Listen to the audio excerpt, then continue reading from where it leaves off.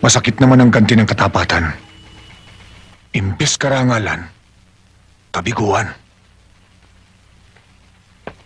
Wala akong magagawa. Musunod lang ako sa order ng nasa taas. Kung nakinig ka lang sana sa akin, hindi mangyayari ang ganito. Hindi awa ang iniingi ko, sir. Katwiran. Nagpakilala na sa'yo. Tinuluyan mo pa.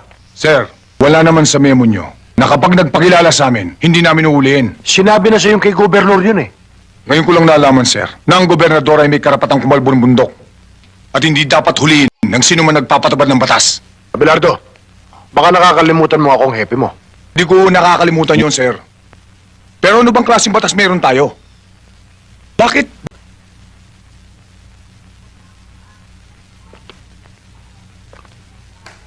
Hindi ko inaalis siya yung maging tapat ka sa tungkulin.